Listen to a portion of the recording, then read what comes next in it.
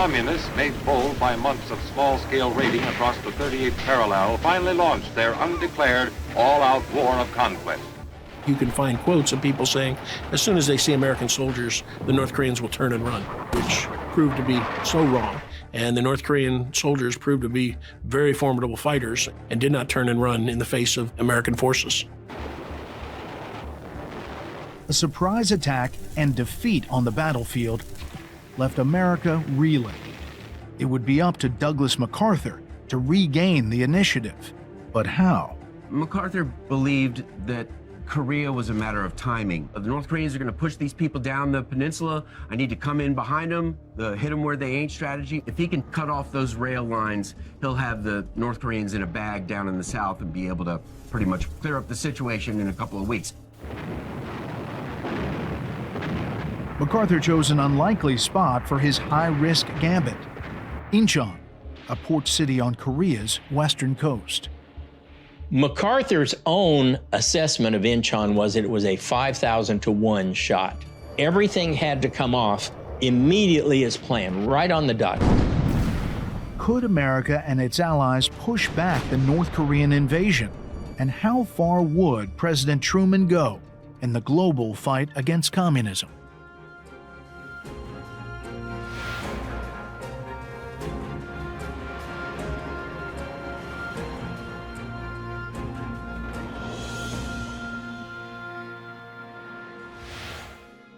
As we saw in episode 1, the early days of the Korean War went badly for the United States. The initial engagement with the enemy revealed North Korean soldiers to be disciplined, resourceful, and well-armed. It was clear the war would not be the easy victory some had predicted. What came next would be a test for Washington and a trial for the fledgling United Nations.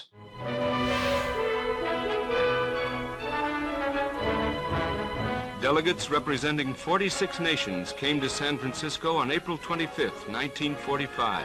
They came to design together machinery to end war. The founders of the United Nations had lofty goals for the new organization, and perhaps no one believed more in the UN's potential than President Truman. If we had had this charter a few years ago, and above all, the will to use it, millions now dead would be alive. If we should falter in the future in our will to use it, millions now living will surely die. The invasion of South Korea provided Truman with a chance to test the UN's mettle. The American delegation pressed for action on the part of the Security Council. The Republic of Korea has appealed to the United Nations for protection. Truman and some of his advisors, they saw this as an opportunity to make the UN work. And so they decided that rather than declare war the traditional way, that they would go to the UN to seek a mandate and to use the UN as the source of legitimacy to defend South Korea, which is really important because it designated North Korea as the aggressor, and it called on the international community to defend the freedom of South Korea. Will there be peace or war? On June 27, 1950, the UN Security Council met to vote on authorizing military intervention in Korea, a move encouraged by President Truman. He was lucky, and he was lucky because the establishment of the UN, the Security Council, the 5 permanent members, had seated Taiwan as the 5th permanent member. And of course, not the People's Republic of China, which of course didn't exist when the UN was established. The Soviets wanted to change that. And so at the time, in June of 1950, they were boycotting the Security Council. So they're out and they can't veto the Security Council vote, which was very, very important. Truman got the vote he wanted, and the first major commitment by the UN to defend a member nation against territorial aggression. The invasion of the Republic of Korea was a direct challenge to the principles of the United Nations. That challenge was met by an overwhelming response. The decision to bypass Congress would prove controversial, setting a precedent that some feel constrains American foreign policy to this very day. Truman's approaching the UN over the Korean episode was probably one of the bigger blunders, in my opinion, in modern world military history, because it essentially set the precedent that from now on, the United States must somehow get the blessing of all of the other nations in the world, that we've got to figure out what the French and the Germans want before we can go do anything, which is ridiculous. If Truman thought that Korea was necessary to American security for whatever reasons, all he needed to do was go to Congress, get a declaration of war, and that should have been it. The strength of our nation must continue to be used in the struggle for world peace and the betterment of mankind the world over. By July, some 50,000 American soldiers were headed to Korea. They were accompanied by thousands more from Great Britain, Australia, Thailand, and 12 other UN member nations. Both the US and the Soviet Union had badly miscalculated their rivals' actions. There were big misjudgments made by the great powers.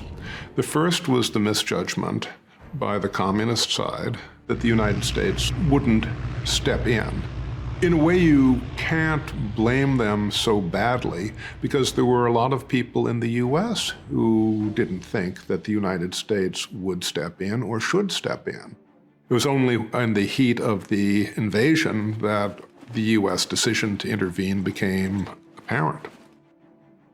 As the great geostrategist Mike Tyson says, after you get punched in the mouth, all your plans go out the window. I think when you really look at the history, the decision to defend South Korea was made after the attack, by Truman and his closest advisors, and there was really no time for the Soviet Union to really obtain that information and to act on it. Stalin was terrified when he learned the Americans were going to intervene. He didn't seem particularly concerned about it being via the UN. From his point of view, what mattered was military force, not the politics of the UN, which was, after all, a very young organization. It wasn't really clear what that was going to mean. But he was very concerned about the Americans. His reaction was to try to distance the Soviet Union from the attack. And he made no statement, no kind of diplomatic statement in support of North Korea. So that was his initial reaction. UN troops landed in Pusan, the only deep-water port in all of South Korea. Their mission was to reinforce South Korean and American fighters and establish a staging position that could be defended against further attack by the North. Control of the port was paramount. To lose Pusan would mean losing Korea. The campaign plan for North Korea is then, as today, to rapidly occupy the peninsula, to get to Pusan before outside forces can reinforce it. That was their plan in 1950, and that's their plan today. That is really the only way they can be successful. So they had to rapidly get to Pusan. And of course, they had the advantage because the US was not ready. They had been successful at Osan and routed Task Force Smith. The problem was that once that happened, our resolve hardened. United Nations forces are dug in along a 120-mile perimeter. Communist troops, still outnumbering ours more than 2 to 1, have thus far failed in their objective, to drive UN forces into the sea or destroy them before we can take the offensive. But UN troops faced stiff resistance from Korean regulars. By the end of July, they had been pushed back 200 miles to what would become known as the Pusan Perimeter.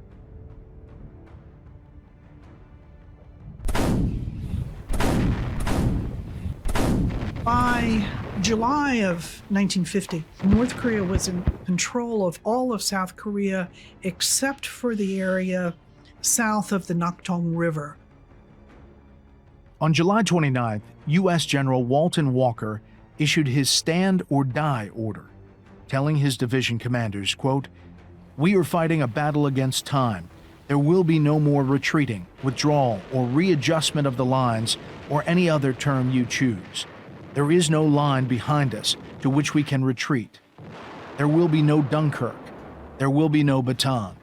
We must fight until the end. If some of us must die, we will die fighting together. I want everybody to understand we are going to hold this line. We are going to win. Walker added, quote, "If I ever see you back here again, it had better be in a coffin." What Walker didn't know was that the North Korean forces were already weakening. Every advance to the south lengthened the Northern Army's supply lines. Angel 5, request fire on enemy column due north, your position. Angel 5 to Dofoot, receive your transmission, will proceed, over. With no naval or air power to provide cover, North Korean ground troops suffered punishing losses from American planes that strafed the enemy at will.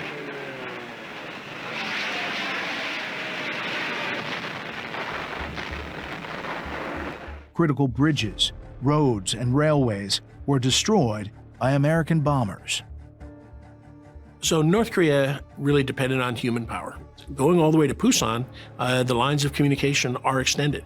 And Stalin once said, quantity has a quality all its own. They didn't have air power, they didn't have sea power, but manpower is what they had. And most of their transportation was done by people.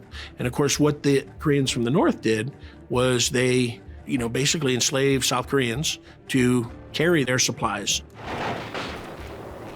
Despite early setbacks, American confidence remained high. Just 5 years earlier, the U.S. military had beaten both the Japanese Empire and Nazi Germany. America's top military command included legendary warriors like Curtis LeMay and Matthew Ridgway, the same group of elite soldiers who had helmed the Allied victory in World War II. Leading the effort in Korea was General Douglas MacArthur. From his headquarters in Japan, MacArthur planned a bold counterattack that he believed could break the North Korean army. His chosen target was the port city of Inchon, on Korea's west coast, just 25 miles from the capital city of Seoul. When he goes over there on June 29th to see for himself, he thinks of it right there. The North Koreans are going to push these people down the peninsula. I need to come in behind them, hit them where they ain't strategy. Also, all those rail hubs are right there at Seoul. All the supply lines to get down to South Korea into the Busan perimeter area. All those supply lines run right by Inchon, Seoul. It's the classical historical invasion port for Korea. MacArthur said to the diplomat Averell Harriman at the time, quote, "Tell the president that I will land at Inchon on the rising tide at daybreak on the 15th of September, and between the hammer of this landing and the anvil of the 8th Army, I will shatter and destroy the armies of North Korea." The operation was codenamed Chromite, and it combined an amphibious landing at Inchon with a bold overland strike from the Busan perimeter. According to MacArthur, the twin offensives would sever the North's supply lines and trap them between the two advancing UN armies. Back at the Pentagon, few supported MacArthur's high-stakes gambit. Yeah, in fact, I think he was the only one who thought it was a good idea. The entire Joint Chiefs of Staff, all the 4-stars, all the analysts, everyone else thought it was a bad idea because it was so logistically hard to be able to bring forces to mass combat power and to be able to conduct a successful assault. Military analysts throughout the services agreed. Inchon was one of the least hospitable places in Korea to land an expeditionary force. The Inchon landing was extremely difficult to do because there are 30-foot tides twice a day. The water goes up and down that much. When the tide is down, it's mud for the ships to get stuck in. The Sea of Japan was famous for typhoons. The Flying Fish Channel was winding, the shoreline shallow, the winds changeable, and the currents swift. The U.S. Navy thought that was the worst plan possible. The worst possible place to make an amphibious landing. But MacArthur thought he could pull it off. Nobody liked it. The Navy didn't like it. The Air Force wouldn't even participate in the planning. They said this is a Navy-Army operation. It was not well regarded because of the very high risk. But to Douglas MacArthur, the very impracticality of the plan was what recommended it most. The North Koreans would not see the landing coming, and the element of surprise was critical. MacArthur looked at it, and I think the way he viewed it, the North Korean lines of communication were very extended and drawn out, and that he believed that no one, including the North Koreans, would believe that we would land there. The political symbol of being able to land at Inchon and retake Seoul as the capital, I think he really believed that by retaking Seoul, cutting off the North Korean army, that would really bring the war to an end. And so that's why he advocated for that and really did it in the face of all opposition. The Navy, like I said, with the drawdown, when MacArthur starts saying, hey, we're going to have this amphibious run, they don't have any amphibious ships. They've gotten rid of all those landing craft. They have to start bringing everything together there in Japan. In August, when MacArthur is really getting going on this and he's really pushing for this, the Joint Chiefs of Staff come out there, and that's General J. Lawton Collins and then Admiral Forrest Sherman. Forrest Sherman goes to see Struble. Struble's ahead of 7th Fleet. Struble's all for this. He knew MacArthur in World War II. They had worked together then. He is now ginned up on this. And when they have that conference and they're talking about this Inchon operation, Sherman is right on MacArthur's page. Sherman comes in there and people start talking about, oh, we need 18 days of naval gunfire. And Sherman's like, would you shut up? I've forgotten more about naval gunfire than you're ever gonna know. We only need about 2 days for this.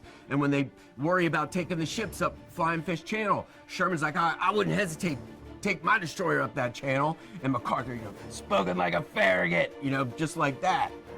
A lot of them will be very queasy about this. They'll worry about the whole thing, but that's the thing about Douglas MacArthur. He's brimming with confidence, and you get him in a closed room, and you're going to be infected by that confidence. Despite his apparent self-assurance, MacArthur harbored inner doubts. He wrote at the time, quote, "If I fail, the dreadful results will weigh on my soul until Judgment Day."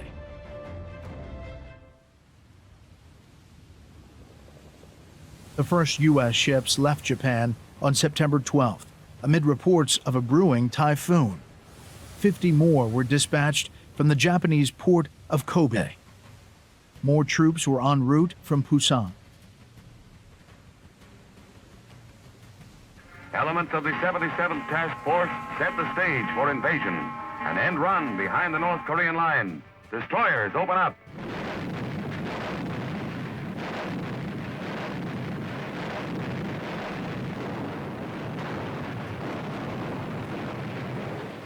Rockets join the softening up process.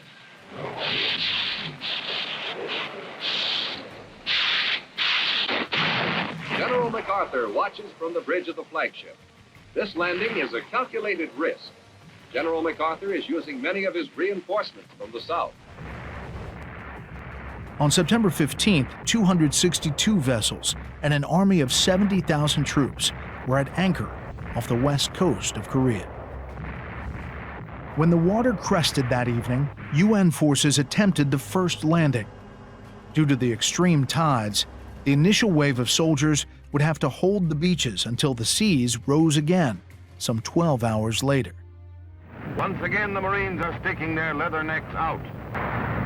Weeks of preparation and practice have gone into the thrust that catches Red Koreans completely by surprise. With Inchon, we got every break there was. The tides were right. We got complete surprise, and MacArthur put ashore about 75,000 men who immediately just blasted inland and threatened to cut off the whole North Korean army. By nightfall, the beach was secure. Remarkably, UN forces had suffered only 20 casualties during what many had predicted would be a bloodbath. Some of the forces that landed at Inchon went south to attack the North Korean forces, and then others moved into Seoul and prepared to go north of the 38th parallel into North Korean territory. So the result was the North Korean army fell apart. Kim Il-sung needed help. He had to turn to China, but when he did so, the Chinese government hesitated. We've just completed a couple of decades of civil war. We are devastated. This is not a good time to fight the world's most powerful military forces. Operation Chromite delivered everything that MacArthur had promised. After 2 more weeks of fighting, UN forces recaptured Seoul. A triumphant Douglas MacArthur landed at nearby Kimpo Airfield and was escorted to the National Assembly Hall in the Government House in Seoul. Special ceremonies are held as General MacArthur officially returns the city to Syngman Rhee, President of the Republic of Korea. He became a media hero. Now he is the savior of Korea. His popularity, in some cases, could be assessed as being greater than Truman's, as the hero who had liberated Korea. The balance of the war shifted as North Korean troops scrambled back above the 38th parallel. With the reoccupation of Seoul and the expulsion of northern troops from South Korea, it seemed like the original objectives of the war had largely been accomplished. Neither the Chinese nor the Soviets seemed eager to continue. Some predicted American troops would be home before Christmas. The idea was, we'll reestablish the status quo. Kick out North Korea and stop the war. Everybody wanted the war to end. Everybody except Syngman Rhee. As early as October 5th, though, South Korean forces crossed the 38th parallel. They continued to fight because Syngman Rhee wanted them to. That was Syngman Rhee wanted to unify the peninsula. This is a very important point here that has impact to this day. People think that South Korean forces were under the command of MacArthur. And they were, but no country ever gives up their command of their troops. And even though he had done that, he still gave an order to South Korean troops to cross the 38th parallel. And of course, that changed everything for the U.S. On October 9th, the U.S. 8th Army crossed the 38th parallel, north of Kaesong, bound for the North Korean capital of Pyongyang. The city is known to be heavily fortified, and it is expected that the Reds will make a death stand for their capital. The war's objectives were changing, from liberating South Korea to reuniting all of Korea under one government, sanctioned by the UN. A victory would expand U.S. influence in the region and strike a blow against China and the Soviet Union in Asia. President Truman, sensing the political benefit of a major victory over communism and urged on by MacArthur, now embraced the goal of liberation for the entire Korean peninsula. The decision to keep moving after Inchon was mostly MacArthur, and he began briefing Truman with some very optimistic briefings, mainly saying the Chinese aren't going to come into the war. You don't need to worry. We're going to beat these North Koreans, and that'll be the end of it. The problem was no one foresaw the introduction of Chinese forces. The Korean military started capturing Chinese soldiers. General MacArthur's intelligence officer discounted the reports from the Koreans, in fact, making a statement at one time that, there's a lot of Mexicans in Texas. That doesn't mean Mexico is going to attack the United States. The landing at Inchon was a historic victory for the American military and a personal triumph for Douglas MacArthur. But it also raised the stakes for all sides and brought the world that much closer to the nuclear precipice. That's next time on the Unauthorized History of the Korean War.